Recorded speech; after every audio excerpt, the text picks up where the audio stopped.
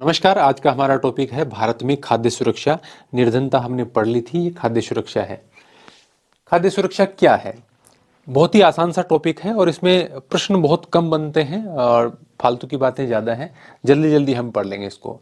खाद्य सुरक्षा का अर्थ है सभी लोगों के लिए सदैव भोजन की उपलब्धता, पहुंच और उसे प्राप्त करने का सामर्थ्य।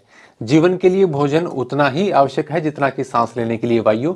लेकिन खाद्य सुरक्षा मात्र 2 जून की रोटी पाना नहीं है, बल्कि उससे कहीं अधिक ये व्यापक चीज है। खाद्य सुरक्षा के अनेक आयाम हैं, यानी ऐसा नहीं है कि सरकार जो मुफ्त भोजन दे दे उससे खाद्य सुरक्षा हो जाती है। यानी लोगों के पास खुद की आर्थिक क्षमता ऐसी होनी चाहिए कि वो पर्याप्त मात्रा में भोजन न सिर्फ पेट भर सके बल्कि पौष्टिक भोजन अपने आप वो खरीद सकें, उपलब्ध भी हो खाद्यान्न। वो सारी चीज़ें उसके अंदर शामिल हैं। और ऐसा भी नहीं है कि ये सिर्फ गरीबी से जुड़ा मुद्दा है। यदि आप बहुत ज़्यादा अमीर भी हैं लेकिन फिर भी मान लीजिए कि बाढ़ आ गई या अकाल पड़ गया, मतलब अनाज की उपलब्धता ही नहीं है, तो आप फिर पैसों से भी क्या करेंगे? अनाज यदि उपलब्धि नहीं हो तो, या फिर भूकंप आ गया, ऐसी परिस्थितियां हो गई कि आपकी अनाज की उपलब्धता ही नहीं है, तो वो भी खाद्य असुरक्षा की स्थिति है। तो इन सब चीज़ों से मतलब हम खाद्य सुरक्षा को समझने का प्रयास करेंगे। खाद्य उपलब्धता का तात्पर्य देश में खाद्य उत्पादन, खाद्य आयात और सरकारी अनाज भंडारों में संचित पिछले वर्षों के स्टॉक से है। पहुंच का अर्थ है कि खाद्य प्रत्येक व्यक्ति को मिलता रहे, और सामर्थ्य का अर्थ है कि लोगों के पास अपनी भोजन आवश्यकताओं को पूरा करने के लिए पर्याप्त और पौष्टिक भोजन खरीदने के लिए धन उपलब्ध हो। किसी देश में खाद्य सुरक्षा केवल तभी सुनिश्चित होती है जब सभी लोगों के लिए पर्याप्त खाद्य उपलब्ध हो, सभी लोगों के पास स्वीकार्य गुणवत्ता के खाद्य पदार्थ खरीदने की क्षमता हो। ऐसा नहीं है कि मतलब गेहूं और चावल कहीं पर वितरित भी यदि गवर्नमेंट कर देती है और यदि उनकी गुणवत्ता ही अच्छी नहीं है तो वो कोई खाद्य सुरक्षा नहीं हुई। सभी लोगों के पास स्वीकार्य गुणवत्ता के खाद्य पदार्थ खरीदने की क्षमता हो और खाद्य की उपलब्धता की कोई बाधा हो नहीं हो, मतलब जिन लोगों के पास खुद भी सामर्थ्य है, आर्थिक स्थिति उनकी ऐसी है कि वो खुद खरीद सकते हैं, तो उनको भी वो उपलब्ध तो होना चाहिए, भोजन की पौष्टिक चीज़ों की उपलब्धता होनी चाहिए ताकि वो खरीद सकें। तो ये सारी खाद्य सुरक्षा से है। खाद्य सुरक्षा क्यों, इसके बारे में यहाँ पर दिया गया है। बहुत ही सामान्य सी बात है कि समाज का अधिक गरीब वर्ग तो हर समय खाद्य असुरक्षा से ग्रस्त हो सकता है, परंतु जब देश में भूकंप आ जाए, सूखे की स्थिति हो, बाढ़, सुनामी, फसल खराब हो जाए, अकाल की स्थिति हो, तो ऐसी राष्ट्रीय आपदाओं से यदि देश गुजर रहा हो तो निर्धनता रेखा से ऊपर के लोग भी खाद्य असुरक्षा से ग्रसित हो सकते हैं। यानी जिन लोगों को पास पर्याप्त पैसा है उनको भी खाद्य असुरक्षा का सामना करना पड़ सकता है ऐसी विपरीत परिस्थितियों में। भारत में जो सबसे भयंकर अकाल पड़ा था बंगाल का, और उसमें लाखों लोग मारे गए थे, इस कोई विशेष इंपॉर्टेंट बात नहीं है। 70 के दशक में खाद्य सुरक्षा का अर्थ क्या था? आधारिक खाद्य पदार्थों की सदैव पर्याप्त उपलब्धता। ये 70 के दशक में, बाद में इसकी परिभाषा बदल गई, जैसे 1995 की जो घोषणा है, तो ये संयुक्त राष्ट्र संघ में 1975 की बात हो गई। अमर्त्य सेन ने खाद्य सुरक्षा में एक नया आयाम जोड़ा और हकदारियों के आधार पर खाद्य तक पहुंच पर जोर दिया। यानी लोगों के पास आर्थिक क्षमता वगैरह भी ऐसी होनी चाहिए कि जो पौष्टिक भोजन है, जो सरकार तो सामान्य मूलभूत अनाज वगैरह उपलब्ध करवाती है, लेकिन उसके अलावा भी जो और महत्वपूर्ण चीजें हैं, भोजन सामग्री है, उस तक लोगों की पहुंच होनी चाहिए। हकदारियों का अभिप्राय राज्य या सामाजिक रूप से उपलब्ध कराई गई अन्य पूर्तियों के साथ साथ उन वस्तुओं से है जिनका उत्पादन और विनिमय बाजार में किसी व्यक्ति द्वारा किया जा सकता है, उस तक भी लोगों की पहुंच हो। उसके अनुसार खाद्य सुरक्षा के अर्थ में काफी परिवर्तन हुआ है। विश्व खाद्य शिखर सम्मेलन 1995 में यह घोषणा की गई कि व्यक्तिगत, पारिवारिक, क्षेत्रीय, राष्ट्रीय तथा वैश्विक स्तर पर खाद्य सुरक्षा का अस्तित्व तभी है जब सक्रिय और स्वस्थ जीवन व्यतीत करने के लिए आहार संबंधी जरूरतों और खाद्य पदार्थों को पूरा करने के लिए पर्याप्त, सुरक्षित और पौष्टिक खाद्य तक सभी लोगों की भौतिक और आर्थिक पहुंच सदैव हो। यानी कि सदैव लोगों तक, मतलब उनकी आर्थिक स्थिति ऐसी हो कि वो पर्याप्त जो पौष्टिक भोजन है वो खरीद सकें और लोगों की भौतिक पहुंच भी हो, यानी उसके आसपास उनको वो पौष्टिक भोजन या अनाज है वो मिलना भी चाहिए, तभी खाद्य सुरक्षा हम मानेंगे। इसके बाद में है, ये कृषि संगठन की रिपोर्ट होगी 1996 में प्रकाशित हुई। इसके अतिरिक्त घोषणा में यह भी स्वीकार किया गया कि खाद्य तक पहुंच बढ़ाने में निर्धनता का उन्मूलन किया जाना परम आवश्यक है। जब लोग गरीब ही होंगे तो मतलब पर्याप्त मात्रा में पौष्टिक भोजन वो कैसे खरीद पाएंगे? तो गरीबी का उन्मूलन इसके लिए आवश्यक है। खाद्य असुरक्षित कौन है? वैसे तो जैसे कि मैंने आपको बताया खाद्य असुरक्षित कोई भी हो सकता है, लेकिन सामान्य तौर पर महिलाएं और छोटे बच्चे खाद्य रूप से ज़्यादा असुरक्षित श्रेणी में आते हैं। जैसे जो गर्भवती महिलाएं हैं उनको पर्याप्त भोजन नहीं मिल पाता, या छोटे बच्चों की माताएं हैं, या 5 वर्ष तक के छोटे बच्चे हैं, उनको वयस्कों की तुलना में बहुत कम भोजन मिलता है, और खासतौर से उन परिवारों में जहाँ जिनकी आर्थिक स्थिति अच्छी नहीं होती। तो एक तो ये खाद्य असुरक्षा से ग्रस्त आबादी का बड़ा भाग गर्भवती और दूध पिला रही महिलाओं और 5 वर्ष से कम उम्र के बच्चों का है। राष्ट्रीय स्वास्थ्य पारिवारिक सर्वेक्षण NSFS 1998-99 के अनुसार भारत में ऐसे महिलाओं और बच्चों की संख्या 11 करोड़ के लगभग है। देश के कुछ क्षेत्रों जैसे आर्थिक रूप से पिछड़े राज्यों में जहां गरीबी अधिक है, आदिवासी और सुदूर क्षेत्रों में, प्राकृतिक आपदाओं से बार बार प्रभावित होने वाले क्षेत्रों आदि में खाद्य की दृष्टि से असुरक्षित लोगों की संख्या आनुपातिक रूप से बहुत अधिक है। यानी कई देश के कई क्षेत्र हैं, जैसे कि आप जानते हैं कि बिहार में, उड़ीसा में, असम के अंदर, इसके अलावा मध्य प्रदेश के अंदर काफ़ी सारे ऐसे राज्य हैं जिसके अंदर गरीबी ज़्यादा है, तो वहाँ पर खाद्य असुरक्षा की स्थिति भी ज़्यादा है। इसके अलावा जहाँ पर बहुत ज़्यादा बार ये इस प्रकार की, जैसे बाढ़ वगैरह की स्थिति कई इलाकों में बहुत बार आती है, तो वहाँ पर खाद्य असुरक्षा की स्थिति जाती है। जनजातीय इलाकों में खाद्य असुरक्षा की स्थिति सबसे ज़्यादा है। जैसे कि हमने गरीबी में भी देखा था कि अनुसूचित जाति की तुलना में भी कहीं ज़्यादा, लगभग 43% जो गरीबी है वो अनुसूचित जनजाति में हमें देखने को मिलती है। तो उसके कारण हम कह सकते हैं कि अनुसूचित जनजाति और कई ऐसे क्षेत्र और प्राकृतिक आपदाओं से बार बार घिरने वाले क्षेत्र हैं, वहाँ पर खाद्य असुरक्षा की स्थिति ज़्यादा होती है। वास्तव में उत्तर प्रदेश में भी खासतौर से पूर्वी और दक्षिण पूर्वी जो भाग है वो आपका हो गया, बिहार आपका हो गया, इस प्रकार के जो हैं, मध्य प्रदेश है आपका, यहाँ पर मैंने लिखे भी हैं, बिहार, झारखंड, उड़ीसा, पश्चिम बंगाल, छत्तीसगढ़, मध्य प्रदेश, महाराष्ट्र के कुछ भागों में यहाँ पर खाद्य की दृष्टि से असुरक्षित लोगों की संख्या सर्वाधिक है देश के अंदर। स्वतंत्रता के बाद खाद्यान्नों में आत्मनिर्भर होना भारत का लक्ष्य रहा है। स्वतंत्रता के पश्चात भारतीय नीति निर्माताओं ने खाद्यान्नों में आत्मनिर्भरता प्राप्त करने के सभी उपाय किए हैं। भारत ने कृषि में एक नई रणनीति अपनाई है जिसकी परिणति हरित क्रांति में हुई। हरित क्रांति 1960 के दशक में होती है और इसके प्रणेता माने जाते हैं नॉर्मन बोरलॉग। भारत की बात करें तो 1967-68 में क्रांति हुई, हरित क्रांति, और इसके प्रणेता भारत में माने जाते हैं स्वामीनाथन। तो जैसे कि आपको पता भी होगा कि खाद्यान्न की भारत में उपलब्धता नहीं रहती थी। भारत अकाल की स्थिति में विदेशों पर निर्भर हो जाता था। जब लाल बहादुर शास्त्री प्रधानमंत्री हुआ करते थे तो भारत ने जब अकाल की स्थिति में अमेरिका से सहायता मांगी थी भोजन में, तो उन्होंने ऐसा लाल वाला गेहूं भेजा था जो जानवरों को खिलाया जाता है। उसके बाद में हरित क्रांति होती है, तो सबसे पहले गेहूं के क्षेत्र में, फिर चावल के क्षेत्र में, और भारत आत्मनिर्भर होता गया और अभी तो एक्सपोर्ट करने की स्थिति भी आ जाती है। तो धीरे धीरे चीज़ें ठीक हुई हैं। भारत ने कृषि में एक ये हो गया, तो हरित क्रांति हुई, विशेषकर गेहूं और चावल के उत्पादन में। तत्कालीन प्रधानमंत्री इंदिरा गांधी ने जुलाई 1968 में जब गेहूं क्रांति शीर्षक से एक विशेष डाक टिकट जारी की। इसका मतलब ये दर्शाता है कि हरित क्रांति कितनी एक इंपॉर्टेंट चीज है कि उसके ऊपर एक डाक टिकट भी जारी की गई। गेहूं की सफलता के बाद चावल के क्षेत्र में इस सफलता की पुनरावृत्ति हुई, यानी हरित क्रांति हुई। बहरहाल अनाज की उपज में वृद्धि समानुपातिक नहीं थी, यानी ऐसा नहीं है कि सभी इलाकों में अनाज है वो समान रूप से उसकी उपज बढ़ी है, या सभी इलाकों में सभी अनाजों की जो वृद्धि है वो हुई। इसके जैसे उत्तर प्रदेश और मध्य प्रदेश में हरित क्रांति का सर्वाधिक प्रभाव हुआ। गेहूं के उत्पादन की बात करें तो यूपी और एमपी में, और चावल की बात करें तो बंगाल और यूपी में हरित क्रांति के कारण यहाँ पर उल्लेखनीय वृद्धि हुई। भारत में खाद्य सुरक्षा, मैं जल्दी इसलिए बता रहा हूँ कि आसान सा टॉपिक है, कुछ है तो है नहीं इसे समझाने के लिए। 70 के दशक के प्रारंभ में हरित क्रांति के आने के बाद से मौसम की विपरीत दशाओं के बाद दौरान भी देश में अकाल नहीं पड़ा है। अकाल पड़ भी जाता है तो देखिए कहीं पर सिंचाई के साधन है, कभी कुछ है, इतना बड़ा देश है और खाद्यान्न बहुत ज़्यादा उत्पादन होता है, तो कम इलाकों में भी यदि फसल बच जाती है तो उसके कारण भी देश का काम चल जाता है।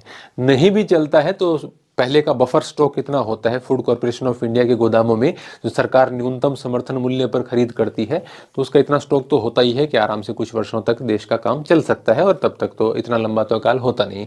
तो उसके बाद में हरित क्रांति के बाद में ऐसी स्थिति आई नहीं कि भारत में लोगों को भोजन के लाले पड़ जाएं। देश भर में उपजाई जाने वाली विविध फसलों के कारण भारत पिछले 30 वर्षों के दौरान खाद्यान्नों के मामले में आत्मनिर्भर बन गया है। सरकार द्वारा सावधानीपूर्वक तैयार की गई खाद्य सुरक्षा व्यवस्था के कारण देश में अनाज की उपलब्धता और भी सुनिश्चित हो गई है। इसके दो घटक हैं, बफर स्टॉक और सार्वजनिक वितरण प्रणाली। बफर स्टॉक कहां पर? भारतीय खाद्य निगम में, food corporation of India FCI के गोदामों में। तो सरकार न्यूनतम समर्थन मूल्य पर खरीद करती है। जैसे आपने MSP नाम सुना होगा, मिनिमम सपोर्ट प्राइस, उस पर सरकार अनाजों की और कुछ दूसरी व्यापारिक फसलों की भी खरीद करती है। तो वो अनाज है वो फूड कॉर्पोरेशन ऑफ इंडिया के गोदामों में, वो चावल, वो गेहूं, वो सब वहां पर पड़े रहते हैं। और फिर उनका गवर्नमेंट करती क्या है? लाखों टन अनाज खरीद के, एक तो जैसे सार्वजनिक वितरण प्रणाली है, PDS आपका है, उसके माध्यम से जो BPL कार्डधारी हैं, अंत्योदय कार्डधारी हैं, उनको अनाज दिया जाता है। 1 रुपये, 2 रुपये, 3 रुपये प्रति किलो के हिसाब से। अभी फ्री जैसे कोविड के बाद में दिया जा रहा है, तो इसको उसमें काम आ गया। इसके अलावा स्कूलों में मिड डे मील योजना के अंतर्गत जो अनाज दिया जाता है वो फिर वहाँ से लिया जाता है, फूड कॉर्पोरेशन ऑफ इंडिया के गोदामों में से। इसके अलावा ज़रूरत के समय अकाल पड़ गया, ऐसी स्थिति में भी उसकी आवश्यकता हो जाती है। या फिर कह सकते हैं कि जैसे अभी पिछले दिनों जब गेहूं और चावल की कीमतें बढ़ी थी, तो सरकार का ये मंशा थी कि जो एक्स्ट्रा स्टॉक पड़ा है उसमें से कुछ हिस्सा है वो सरकार मार्केट में उसको लेके आए, बेचे, ताकि कीमतें कम की जा सकें। तो इस प्रकार के काफ़ी सारे इसके यूजेज हैं। तो जो बफर स्टॉक है वो भारतीय खाद्य निगम के माध्यम से सरकार द्वारा अधिप्राप्त अनाज, गेहूं और चावल का भंडार है। भारतीय खाद्य निगम अधिशेष उत्पादन वाले राज्यों में किसानों से गेहूं और चावल खरीदता है। जैसे कि आप देखते हैं बहुत सारी फसलें खरीदती है सरकार। किसानों को उनकी फसल के लिए पहले से घोषित कीमतें दी जाती हैं। इस मूल्य को न्यूनतम समर्थित मूल्य या न्यूनतम समर्थित कीमत कहा जाता है, MSP कहा जाता है। और जो फसल का सीजन होता है उससे पहले ही घोषणा कर दी जाती है कि अब की बार इसका न्यूनतम समर्थन मूल्य क्या रहेगा। जैसे कि आगामी खरीफ और रबी के सीजन के लिए घोषणा की हुई है मिनिमम सपोर्ट प्राइस की, अलग अलग फसलों के हिसाब से। तो वो पहले से तय होता है, उसके आधार पर गवर्नमेंट खरीदती है। इन फसलों के उत्पादन को प्रोत्साहन देने के उद्देश्य से बुआई से पहले ही इसकी न्यूनतम समर्थन कीमत की घोषणा हो जाती है। जैसा कि मैंने आपको बताया, खरीदे हुए अनाज खाद्य भंडारों में रखे जाते हैं। खाद्य पदार्थों की कमी वाले क्षेत्रों में और समाज के गरीब वर्गों में बाजार कीमत से कम कीमत पर अनाज के वितरण के लिए बफर स्टॉक किया जाता है। इस कीमत को निर्गम कीमत भी कहते हैं, जो कम कीमत पर BPL और अंत्योदय कार्डधारियों को जो मिलता है अनाज, उस कीमत को यह खराब मौसम में या फिर आपदा काल में अनाज की कमी की समस्या हल करने में भी मदद करता है। सार्वजनिक वितरण प्रणाली। भारतीय खाद्य निगम द्वारा अधिप्राप्त अनाज को सरकार विनियमित राशन दुकानों के माध्यम से समाज के गरीब वर्गों में वितरित करती है। आपके गांव वगैरह में भी अपने कोटे वाली दुकान देखी होंगी, उचित मूल्य की दुकानें, उसके माध्यम से सरकार वो इन खाद्यान्नों का, चीनी का, मिट्टी के तेल वगैरह का वितरण करती है। मिट्टी के तेल को तुम्हें तो कमी कर दी अब, लगभग बंदी मान लो आप, क्योंकि सरकार है वो उज्ज्वला योजना के तहत सिलेंडर वगैरह को, यानी गैस के इस्तेमाल को बढ़ावा दे रही थी। ये जो समाज के गरीब वर्गों में वितरित करती है, इसे सार्वजनिक वितरण प्रणाली कहा जाता है, PDS, पब्लिक डिस्ट्रीब्यूशन सिस्टम। अब अधिकांश क्षेत्रों, गांवों, कस्बों और शहरों में राशन की दुकानें हैं। देश में लगभग 5.5 लाख राशन की दुकानें हैं। राशन की दुकानों में, जिन्हें उचित दर वाली दुकानें कहा जाता है, चीनी, खाद्यान्न और खाना पकाने के लिए मिट्टी के तेल का भंडार होता है इनमें। ये सब बाजार कीमत से कम कीमत पर लोगों को बेचा जाता है गवर्नमेंट की ओर से। राशन कार्ड रखने वाला कोई भी परिवार प्रतिमाह इनकी एक अनुबंधित मात्रा, जैसे 35 किलोग्राम अनाज, 5 लीटर मिट्टी का तेल, 5 किलोग्राम चीनी आदि ले सकता है उचित मूल्य पर। निकटवर्ती राशन की दुकान से ये चीजें वो खरीद सकता है, जो उचित मूल्य की दुकानें गवर्नमेंट के द्वारा शुरू की हुई हैं। अब इसके बाद में राशन कार्ड के 3 प्रकार हैं। एक तो BPL हो गया, एक APL हो गया, इसके अलावा एक आपका जो अंत्योदय कार्ड है, निर्धन में भी निर्धनतम, जो 2000 में अंत्योदय वाली योजना आई, उसमें जो गरीबों में से भी जो अति गरीब हैं उनके लिए ये अंत्योदय कार्ड लाया गया। और गरीबी रेखा से नीचे वालों के लिए BPL कार्ड हो गया, और जो गरीबी रेखा से ऊपर है उनके लिए APL कार्ड हो गया। तो ये हो गए आपके राशन कार्ड के प्रकार। विभिन्न योजनाएं और कार्यक्रम, ये इसके बारे में थोड़ा सा देख लो। भारत में राशन व्यवस्था की शुरुआत बंगाल के अकाल की पृष्ठभूमि में 1940 के दशक में हुई। हरित क्रांति से पूर्व भारी खाद्य संकट के कारण 60 के दशक में राशन प्रणाली पुनर्जीवित की गई। दोबारा लोगों को मतलब अनाज बांटने की नौबत आई। गरीबी के उच्च स्तरों को ध्यान में रखते हुए 70 के दशक में NSSO की रिपोर्ट के अनुसार, ये वही है आपका जिसको बदल के अभी 2019 में NSO, राष्ट्रीय सांख्यिकी कार्यालय कर दिया गया इसका नाम, और क्योंकि इसमें CSO का विलय कर दिया गया है। तो ये तो 2-3 बार आ गया, राष्ट्रीय आय में फिर आ जाएगा।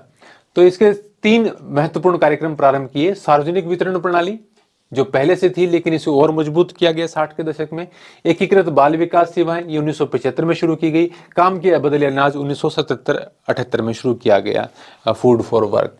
तो ये कुछ कार्यक्रम थे। वर्तमान में गरीबी उन्मूलन कार्यक्रम पीएपी चल रहे हैं, जो अधिकतर ग्रामीण क्षेत्रों में हैं। इनमें स्पष्ट रूप से घटक खाद्य भी हैं, जहां सार्वजनिक वितरण प्रणाली, दोपहर का भोजन यानी कि मिड डे मील, जिसको आप पीएम पोषण शक्ति योजना आप कह सकते हो, और ये खाद्य सुरक्षा को बढ़ाते हैं। रोजगार कार्यक्रम गरीबों की आय में बढ़ोतरी कर खाद्य सुरक्षा में योगदान देते हैं, जैसे कि मनरेगा का कार्यक्रम है, यानी गरीबी दूर करने का संबंध भी खाद्य सुरक्षा से ही है। 1992 में देश के 1700 ब्लॉक के अंदर ये जो संशोधित सार्वजनिक वितरण प्रणाली आरपीडीएस शुरू की गई। इसका लक्ष्य दूर दराज और पिछड़े क्षेत्रों में सार्वजनिक वितरण प्रणाली से लाभ पहुंचाना था। तो इसका पूरा नाम और कब लागू हुई याद रखना। जून 1997 से सभी क्षेत्रों में गरीबों को लक्षित करने के सिद्धांत को अपनाने के लिए लक्षित सार्वजनिक वितरण प्रणाली टीपीडीएस प्रारंभ की गई। यह पहला मौका था जब निर्धनों और गैर निर्धनों के लिए विभेदक कीमत अपनाई गई, यानी अलग अलग कीमत, गरीबों के लिए अलग और जो गरीब नहीं है उनके लिए अलग। इसके अलावा सन 2000 में 2 विशेष योजनाएं लाई गई, एक अंत्योदय अन्न योजना और एक अन्नपूर्णा योजना। इन योजनाओं में गरीबों में से भी सर्वाधिक गरीब या दीन वरिष्ठ गरीब समूह पर लक्षित इनको किया गया। जैसे कि हम अंत्योदय कार्ड के बारे में जानते हैं, उसके लिए अंत्योदय योजना हो गई। मिड डे मील योजना ये शुरू कब हुई, पहली से 5वीं के लिए कब, 8वीं के लिए कब शुरू हुई, राजस्थान में क्या है वो थोड़ा सा देख लेते हैं। सरकारी विद्यालयों में विद्यार्थियों को पोषण देने के लिए योजना शुरू की गई 15 अगस्त 1995। तब इसका नाम क्या था, nutritional support to primary education. तब तक ये चलती रही। 2007 के अंदर इसको अपर प्राइमरी तक कर दिया गया। तो 2004 में संशोधित रूप से ये प्राइमरी स्तर पर लागू हुई। 2007 में अपर प्राइमरी तक कर दी गई, यानी 6 से 8 तक के लिए भी बढ़ा दी गई। हाल ही में इसका नाम पीएम पोषण शक्ति निर्माण योजना कर दिया गया है। बहुत इंपॉर्टेंट है, याद रखना। राजस्थान के सरकारी स्कूलों और मदरसों में इसी के साथ अन्नपूर्णा दूध योजना 2 जुलाई 2018 से शुरू की गई, जो पीछे वाली बीजेपी की गवर्नमेंट थी। राजस्थान में जब गवर्नमेंट चेंज हुई तो सरकार ने इसका नाम बाल गोपाल योजना कर दिया। अब इसमें सप्ताह में 2 दिन दूध मिलता है, 150 ml 200 ml पाउडर से बनाकर दिया जाता है। पहले मतलब वैसे दूध खरीद के दिया जाता था। तो एक कक्षा 1 से 5 के लिए विद्यार्थियों के लिए 150 ml और कक्षा 6 से 8 के विद्यार्थियों के लिए 200 ml दूध दिया जाता था। अभी सरकार ने इसका नाम कर दिया गया है मुख्यमंत्री बाल गोपाल योजना राजस्थान में, जिसके अंतर्गत मिल्क पाउडर से वही 150 और 200 ml का दूध 2 दिन मंगलवार और शुक्रवार को दिया जाता है। मिड डे मील में भोजन में कम से कम 1 से 5 तक के लिए 450 कैलोरी और 12 ग्राम प्रोटीन, और कक्षा 6 से 8 के लिए 700 कैलोरी और 20 ग्राम प्रोटीन उनके भोजन में होना चाहिए, ऐसा उनका भोजन हो। इसके अलावा हफ्ते में 1 दिन फल दिए जाते हैं, फ्रूट्स। आगे चलते हैं, बस थोड़ा सा और बचाइए। भारतीय खाद्य सुरक्षा अधिनियम 2013 ये कब लागू हुआ भारत में और राजस्थान में, ये सब याद रखना कि भारतीय खाद्य सुरक्षा अधिनियम 2013 के तहत खाद्य और पोषण संबंधी सुरक्षा सस्ती कीमतों पर उपलब्ध कराई जा सके ताकि मानव गरिमा में जीवन निर्वाह कर सके। इस अधिनियम के तहत 75% ग्रामीण जनसंख्या और 50% शहरी जनसंख्या को योग्य परिवार में वर्गीकृत किया गया है। जुलाई 2013 में राष्ट्रपति द्वारा इसे मंजूरी दी गई। सितंबर 2013 में ये प्रभावी हुआ है भारत में, और राजस्थान की बात करोगे तो 2 अक्टूबर 2013 को ये लागू हुआ। ठीक है, सितंबर 2013 में ऑल इंडिया मतलब नेशनल स्तर पर आप मान सकते हो, और राजस्थान की बात करें तो 2 अक्टूबर 2013 को। यह है भारतीय खाद्य सुरक्षा अधिनियम 2013। अंत्योदय अन्न योजना, अंत्योदय अन्न योजना दिसंबर 2000 में शुरू की गई थी। इस योजना के अंतर्गत लक्षित सार्वजनिक वितरण प्रणाली में आने वाले निर्धनता रेखा से नीचे के परिवारों में से 1 करोड़ लोगों की पहचान की गई, यानी जो निर्धन में भी निर्धनतम है। संबंधित राज्य के ग्रामीण विकास विभाग ने गरीबी रेखा से नीचे के गरीब परिवारों को सर्वेक्षण के द्वारा सर्वे करके चुना गया, और 2 रुपए प्रति किलोग्राम गेहूं, 3 रुपए प्रति किलोग्राम चावल और 1 रुपए प्रति किलोग्राम की दर से मोटा अनाज प्रत्येक पात्र परिवार को 25 किलोग्राम उपलब्ध कराया गया। बाद में इसकी संख्या बढ़ाकर जो मात्रा है वो बढ़ाकर 35 किलोग्राम कर दी गई, और 2 करोड़ में फिर 50-50 लाख और जोड़कर 1 करोड़ परिवार इसके अंदर और जोड़े गए। इससे इस योजना में आने वाले परिवारों की संख्या 3 करोड़ हो गई। मतलब कोई बहुत ज्यादा नहीं है, अब 2 करोड़ हो गई, पहले 1 करोड़ थी। राष्ट्रीय पोषण मिशन, और ये जो राष्ट्रीय खाद्य सुरक्षा मिशन है इसकी डेट याद रख लेना, 15 अगस्त 2001 को तो राष्ट्रीय पोषण मिशन, और 16 अगस्त 2007 को राष्ट्रीय खाद्य सुरक्षा मिशन। अब इसका लक्ष्य क्या है? जो प्राथमिक क्षेत्र है कृषि और उसकी सहायक उसकी जो वृद्धि दर है वो 2% से बढ़ाकर 4% की जाए। तो ये इसका लक्ष्य हो गया कि इसका 2012 तक इसकी जो वृद्धि दर है प्राथमिक क्षेत्र की उसकी 2% से बढ़ाकर कितनी की जाए? 4%। सहायकी सब्सिडी, जब किसी चीज़ की कीमत ज़्यादा हो और आम लोगों के काम की हो तो उसमें जैसे सिलेंडर पर मिलती थी पहले आपको, अभी कोई विशेष नहीं मिलती, तो इस प्रकार की चीज़ों पे गवर्नमेंट जब उसकी दाम कम करने का एक तरीका होता है कि सरकार उसका कुछ हिस्सा है वो अपने ऊपर ले ले और उसकी क्षतिपूर्ति के रूप में, तो उसकी कीमत थोड़ी सी कम हो जाए तो उसको सब्सिडी हम कह देते हैं। तो इसके बारे में कुछ विशेष देखने की आवश्यकता नहीं है। और सहकारी समितियों का क्या रोल है? सहकारी समितियां बहुत सारी इलाकों में हम देखते हैं कि जो उचित मूल्य वाली दुकानें हैं इनके माध्यम से, सार्वजनिक वितरण प्रणाली के माध्यम से लोगों तक ये जो कम कीमत पर अनाज वगैरह या अन्य खाद्य सामग्री उपलब्ध करवाने में महत्वपूर्ण भूमिका निभाती है। अलग अलग इलाकों में अलग है, जैसे दिल्ली में कौन सी अमूल डेयरी चलती है क्या? जैसे दिल्ली में, गुजरात में अमूल हो गया, और दिल्ली के अंदर भी आपका मदर डेयरी हो गई। इसके माध्यम से फल और सब्जियां दी जाती हैं गवर्नमेंट के माध्यम से। और अमूल आपका गुजरात के अंदर हो गया। इसकी तो इस पर महाराष्ट्र में एकेडमी ऑफ डेवलपमेंट साइंस है, ये इसने विभिन्न इलाकों में अनाज बैंकों की स्थापना की है। तमिलनाडु में जो राशन की दुकानें हैं उनमें से 94% हैं वो सहकारी समितियों के माध्यम से चलाई जा रही हैं। तो इस प्रकार की इसके अंदर कुछ बातें हैं, बाकी कुछ नहीं है। विश्व भुखमरी सूचकांक है, उसमें 121 देशों में भारत का स्थान है 107वां। 29.1 स्कोर के साथ भारत गंभीर श्रेणी में बना हुआ है, पहले 101वां था 2021 में। तो 121 देशों में 107वां स्थान है। विश्व खाद्यान्न कार्यक्रम के अनुसार विश्व के 50% जो भूख से ग्रस्त लोग हैं वो भारत में हैं, और प्रति 3 कुपोषित बच्चों में से 1 कुपोषित बच्चा भारत में है दुनिया में। इस प्रकार की यहाँ पर ये डेटा है। तो ये आपकी निर्धनता के बाद में खाद्य सुरक्षा हो गई। अगला जो भी आपके सिलेबस के अनुसार टॉपिक है वो हम जल्दी ही जरूर पढ़ने की कोशिश करेंगे। अब मेरी कोशिश ये रहेगी कि बहुत जल्दी इसको मैं निपटा दूं, ताकि आप क्योंकि ये पढ़ के टेस्ट भी देने हैं आपको। टेस्ट हालांकि मैंने कंप्लीट कर दिए हैं सारे के सारे टेस्ट। लास्ट टेस्ट हमारा अभी, जैसे मैं जिस दिन वीडियो अपलोड करूंगा इसके हिसाब से देख लेना, 5 तारीख को है, तो कंप्लीट हो गया अर्थव्यवस्था के। और ये जो टेस्ट वगैरह आपको देने हैं इतिहास के, या आपको ये नोट्स चाहिए, तो आप हमारी एप्लीकेशन हिस्ट्री 360 को डाउनलोड जरूर करें। और लाइक आप क्यों नहीं करते पता नहीं, लाइक जरूर करें, कमेंट जरूर करें, नहीं है तो सब्सक्राइब कर लें। धन्यवाद।